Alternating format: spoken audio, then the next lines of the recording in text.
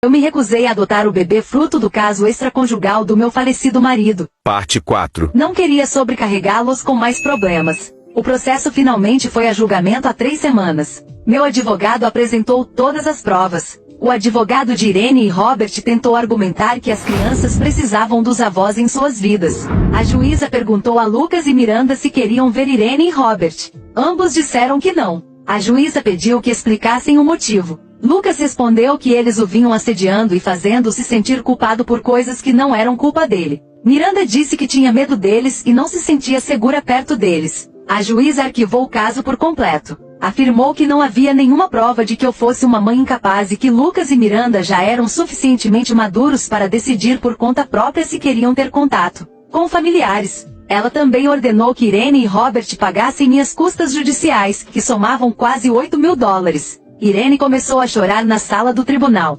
Robert apenas abaixou a cabeça. Após a audiência, o advogado dele se aproximou do meu e pediu desculpas novamente. Disse que havia sido mal informado sobre o caso e que não o teria aceitado se soubesse de toda a verdade. Contou que Irene lhe dissera que eu estava afastando as crianças por vingança e que elas eram pequenas e precisavam dos avós. Ele parecia genuinamente envergonhado. Achei que tudo finalmente havia acabado, mas, 2 dias atrás, recebi outra ligação da assistente social responsável pelo caso de Madison. Ela disse que uma prima de James, chamada Raquel, havia se apresentado e manifestado interesse em adotar Madison. Raquel e o marido, Ben, moram a cerca de 2 horas daqui e tentam ter filhos há anos, sem sucesso. Passaram por todo o processo de avaliação e foram aprovados. Madison está morando com eles há 1 mês, em caráter experimental. A assistente social contou que Raquel queria entrar em contato comigo para conversar sobre o futuro de Madison. Disse que Raquel queria garantir que meus filhos soubessem que seriam bem-vindos para ter um relacionamento com Madison, se algum dia quisessem. Autorizei que ela compartilhasse meu número de telefone com Raquel. Raquel me ligou ontem. Disse que ela e Ben estavam comprometidos em dar uma boa vida a Madison. Que sabiam que a situação era complicada e não queriam causar nenhum problema para mim nem para as crianças. Afirmou que se Lucas e Miranda algum dia quisessem conhecer Madison, seriam bem-vindos, mas que não havia nenhuma pressão. Agradeci e disse que apreciava sua compreensão. Contei que falaria com as crianças quando chegasse o momento certo. Também mencionei a Raquel o fundo fiduciário que criei para Madison. Ela disse que era um gesto muito gentil, mas que eu não precisava fazer aquilo. Respondi que era o certo a se fazer e que queria que Madison tivesse algo deixado pelo pai, mesmo que ele não estivesse presente para cuidar dela. Raquel agradeceu e disse que Madison tinha sorte de ter pessoas que se importavam com o seu futuro. Depois que desliguei, fiquei um tempo sentada na cozinha, pensando em tudo o que aconteceu. Lucas desceu as escadas e perguntou com quem eu estava falando. Contei sobre Raquel e Ben.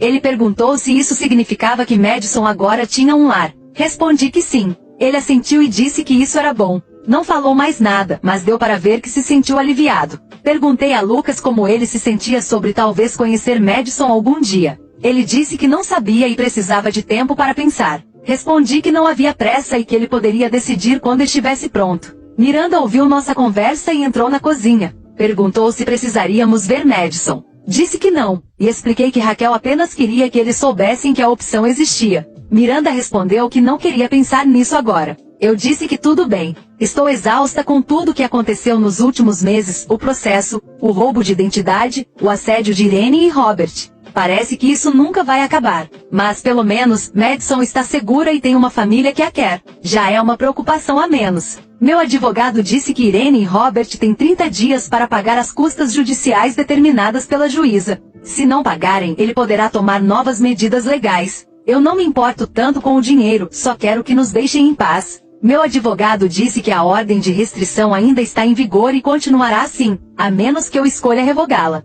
Não tenho intenção de fazer isso. Estou tentando me concentrar em seguir em frente. Os ataques de pânico de Miranda diminuíram agora que o processo terminou. Lucas parece mais tranquilo. Ainda estamos planejando a viagem para a cabana da minha irmã no próximo mês. Estou ansiosa para me afastar de tudo por alguns dias.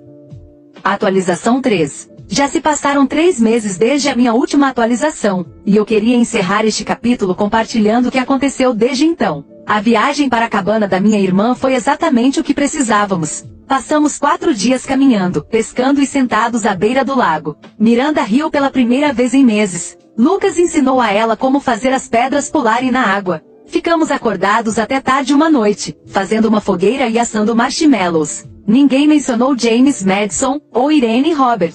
Foi tranquilo. Quando voltamos para casa, recebi uma carta do advogado de Irene e Robert.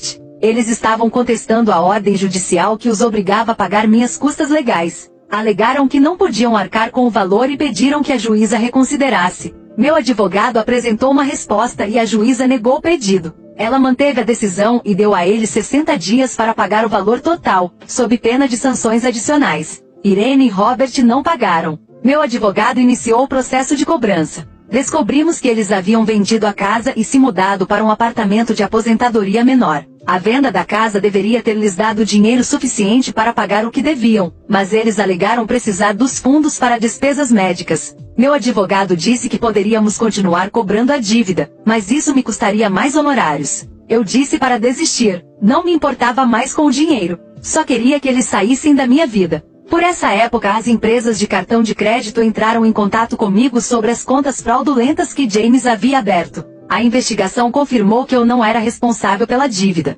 Todas as cobranças foram removidas do meu histórico de crédito. Meu advogado também descobriu que James tentou falsificar minha assinatura em documentos de empréstimo 2 vezes. Ambas as tentativas falharam porque os credores exigiam verificação presencial. Fiquei aliviada ao saber que ele não tinha causado mais danos do que já havia feito. Raquel me ligou novamente em dezembro. Disse que a adoção de Madison havia sido finalizada. Agradeceu mais uma vez pelo fundo fiduciário e contou que estavam transferindo dinheiro para uma conta de poupança universitária para Madison. Ela me enviou uma foto de Madison. Ela parecia saudável e feliz. Mostrei a foto para Lucas e Miranda. Lucas olhou por um momento e disse que ela tinha os olhos de James. Miranda apenas deu uma olhada e saiu sem dizer nada. Raquel também contou que Irene e Robert estavam tentando entrar em contato com ela. Queriam visitas com Madison. Raquel disse que ela e Ben conversaram e decidiram permitir visitas supervisionadas uma vez a cada poucos meses, mas Irene e Robert não seriam apresentados como avós.